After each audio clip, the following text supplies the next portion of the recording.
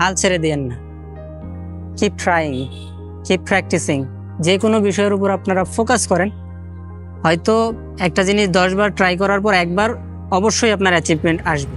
আসসালামু আলাইকুম, আমি মোহাম্মদ মুজাম্মিল হোসেন সায়েম। আপনারা অনেকে হয়তো সোশ্যাল মিডিয়ার মাধ্যমে আমাকে স্ট্রাগলার সায়েম নামেও চেনেন। আমি পেশায় একজন সিএনজি চালক। আমার পরিবারে আমার মা আছেন, আমার স্ত্রী আছে, আমার ছোট বোন আছে, আর আমি প্রাতিষ্ঠানিকভাবে আমি সপ্তম শ্রেণী পর্যন্ত পড়াশোনার সুযোগ পাইছি। এরপর আর্থিক অসচ্ছলতার কারণে আমার আর কন্টিনিউ করা হয়নি। আমি সকালটা অ্যাজ ইউজুয়াল নর্মাল একজন সাধারণ মানুষের যেভাবে শুরু হয় আমারও সেভাবে। আমি ঘুম থেকে উঠি, ফ্রেশ হয়ে রেডি হয়ে আমি বাইরে চলে আসি। এসে আমার গ্যারেজের দিকে হাঁটা দিই। গ্যারেজে গিয়ে তারপর আমার গাড়ি যদি রেডি থাকে আমি গাড়িটা নিয়ে জাস্ট বের হয়ে চলে আসি। গ্যাস নেওয়ার জন্য পাম্পের দিকে যাই, সিএনজি গ্যাস স্টেশনে যাই, ওখানে গিয়ে গ্যাস রিফিল করে দেন আমি আমার গ্যারেজে চলে আসি সিএনজি নিয়ে। এভাবে আমার দিনটাও আমি শেষ করি আর কি। ইংরেজি চর্চা বা শেখার জন্য আমি যখন বাসায় যাই, বাসায় গিয়ে আমি দেখা যাচ্ছে আমার ফোনটা হাতে নিয়ে, আমার শেখার একমাত্র মাধ্যম আমার ফোনটা হাতে নিয়ে আমি সোশ্যাল মিডিয়া যাদেরকে ফলো করি, যাদের কাছ থেকে আমি কিছু শিখতে পারবো, যেমন মঞ্জুরি শাহিদ আপু, তারপরে হচ্ছে আমাদের দয়াল চন্দ্র দাদা, এরকম আরো কিছু ব্যক্তি আছে যাদেরকে আমি ফলো করি। Rocky beaches and everything, we love that too. Lastly, Langkawi is very known for its chocolate shops. Lanka is very known for chocolate shops. আমি সবসময় চেষ্টা করেছি, আমি যেভাবে পেরেছি, যেখান থেকে পেরেছি আমি চেষ্টা করেছি শেখার। আমি আসলে আমাদের রিপন ভিডিও, যাকে আমরা সবাই চিনি মোটামুটি, রিপন ভাইয়ের ভিডিও আমি ফলো করি। তো আমি মাঝে মাঝে ভাবি উনি যদি পারে এত সাধারণভাবে, এত সিম্পলভাবে মানুষকে খুশি রাখার, মানুষকে আনন্দ দেওয়ার, তাহলে আমি একটু ক্রিয়েটিভ কিছু করে কেন পারবো না। সিএনজি চালানো বা এই পেশায় আমি 2 বছর হবে। রাস্তাঘাটে এমন অপ্রীতিকর পরিস্থিতি অনেক হয় আমাদের সাথে। আমি একবার এক যাত্রী আমাকে এসে জিজ্ঞেস করতেছে যে ভাই যাবেন অমুক জায়গায়, ভাড়া কত? আমি বললাম, তখন আমি নতুন সিএনজি চালানো শিখছি এবং নতুন সিএনজি চালানো শুরু করছি। তো আমাকে ভাড়া জিজ্ঞেস করার পর আমি বললাম যে এত টাকা ভাড়া।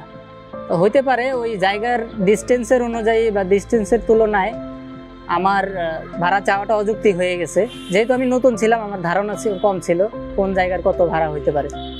তো ওই লোকটা করলো কি, উনি সামনেই 10-15 হাত দূরে ট্রাফিক সার্জেন্ট ছিল, ট্রাফিক পুলিশ ছিল, ওনাকে ডাক দিয়ে নিয়ে আসলো। স্যার, এই ড্রাইভার আমার কাছ থেকে কন্ট্রাক্টে যাওয়ার জন্য ভাড়া চাইতেছে, ও অ্যাপে যাবে না বা মিটারে যাবে না, ও কন্ট্রাক্টে যাইতে চাইতেছে, এত ভাড়া চাইতেছে, ওকে মামলা দেন।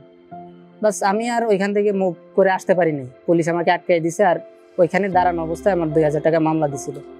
ফ্যামিলির সাপোর্ট বলতে, আমার ফ্যামিলির কেউই তেমন তো জানে না যে আমি ইংরেজি চর্চা করি, বা হয়তো তারা জানে যে আমি ইংরেজির প্রতি একটু আগ্রহ বেশি, কিন্তু আমি যে চর্চা করি বা সোশ্যাল মিডিয়ায় ভিডিও তৈরি করি, এগুলাই পেজটা ভাইরাল বা আমার একটা ভিডিও, স্পেসিফিক কোনো ভিডিও ভাইরাল হওয়ার আগে আমার ফ্যামিলির কেউ জানতোও না। সোশ্যাল মিডিয়ায় অনেকেই আমাকে হেল্প করতে চায় এবং এখনও করতেছে, আমাকে ইংরেজি শেখানোর মাধ্যমে করতেছে। অনেকে চায় আর্থিকভাবে হেল্প করতে, চলতেছে। মানুষ আমাকে খুব পজিটিভলি নিছে এবং আমি আশা করতেছি ভবিষ্যতেও তারা আমাকে এভাবে ভালোবাসা দিবে। সরাসরি কেউ আমাকে সামনাসামনি কটু কথা বলছে এমনটা না, যদিও আমার পেজের এই যে জার্নিটা, এটা খুব বেশি দিনের না, এখনো 1 মাস হয়নি। তো এই যে ভিডিওগুলো যে সোশ্যাল মিডিয়ায় চলতেছে, অনেকে কমেন্টসে এসে কটূক্তি করে, বাজে মন্তব্য করে, আমি ওটাকে গুরুত্ব দিতেছি না। আমাকে উৎসাহ দেওয়ার মতো, কটু কথা বলার মতো 2 জন লোক থাকলে উৎসাহ দেওয়ার মতো ওই কমেন্ট সেকশনে আমি 100 জন পেয়ে যাই। তো আমার হবি একজন সাধারণ মানুষ হিসেবে খুব আহামরি কিছু না। আমি যেহেতু সপ্তম শ্রেণী পর্যন্ত পড়াশোনা করা হয়েছে, তো স্কুল জীবন থেকেই আমার বই পড়ার প্রতি একটা আলাদা আগ্রহ। যেই বইটা আমার জন্য এফোর্ডেবল, যেই বইটা আমি পড়লে সহজে বুঝতে পারবো, আমি ওইটা বেরিয়ে বই পড়ি। সেটা যে কোনো বিষয় হতে পারে, ইসলামিক বিষয় হতে পারে, সেটা জেনারেল লাইনের যে কোনো টপিকের বই হতে পারে, ভালো কোনো উপন্যাস হইতে পারে। তো এক্ষেত্রে আমার পছন্দের কিছু লেখকও আছে যাদেরকে আমি খুবই ভালোবাসি মন থেকে, অনেক সম্মান করি ওনাদেরকে। আরিফ আজাদ আমার একজন পছন্দের লেখক। কবি মুহিব খান, বাংলাদেশে উনি ইসলামিক লেখালেখি বেশি করেন। ওনার কবিতার বইও আমার বাসায় আছে, আমি ওনার কবিতার বই কিনছিলাম একটা, ওনার কবিতার বই পড়ি। তাছাড়া আমি লিখতে ভালোবাসি, লেখালেখির প্রতি আমার আলাদা একটা আগ্রহ কাজ করে। মজলুমের কান্না শিরোনামে আমি 2-4 লাইন লিখছিলাম।